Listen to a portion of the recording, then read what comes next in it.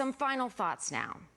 We spend a lot of time talking about immigration and the social and political issues that are raised in connection with the conflict at our borders. One of the most heartbreaking realities of the current border crisis is human trafficking. Even the words evoke a visceral response.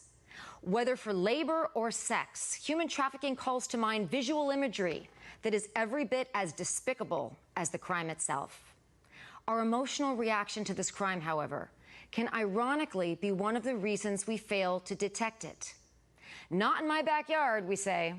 People living in seemingly safe communities far away from international borders often can't imagine such a vile practice could occur in their neighborhood. Yet it does. Why? The explanation is simple: supply and demand. As disturbing as that is to hear, knowledge is power. Some cities are magnets for trafficking activity, and not just border cities. Convention cities are trafficking hotspots, drawing thousands of tourists and traveling business people.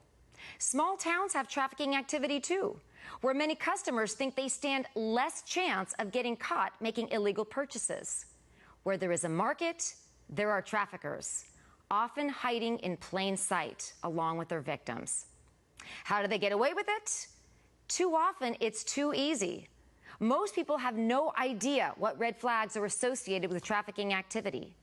People who have only seen trafficking depicted through documentaries or media portrayals expect to see signs of physical abuse, emotional trauma, or other signs of obvious mistreatment.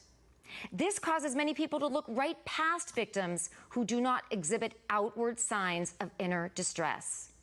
In other words, we're looking for visible chains like we see on TV, when more commonly, human trafficking victims are restrained by invisible chains, which are often much stronger. Victims are controlled through psychological and emotional coercion, powerful tools that don't leave any visible marks. This is why they fly under the radar.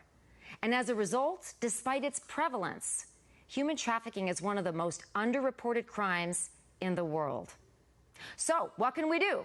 We can start by acknowledging that, as disturbing as it is, human trafficking does in fact occur right in our backyard, sometimes in our front yard, depending on where we live. Accepting this fact should motivate us to enhance our perception and pay more attention to the people around us, in the hopes that we can more accurately identify red flags displayed by both traffickers and victims. In short, whenever we talk about immigration, we should also talk about human trafficking.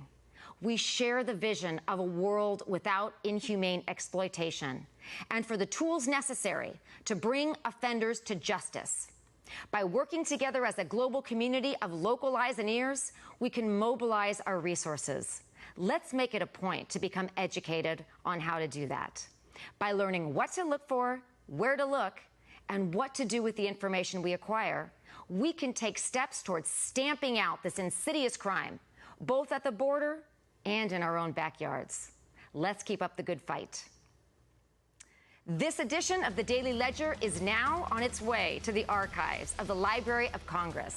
Thank you for watching. I'm Wendy Patrick.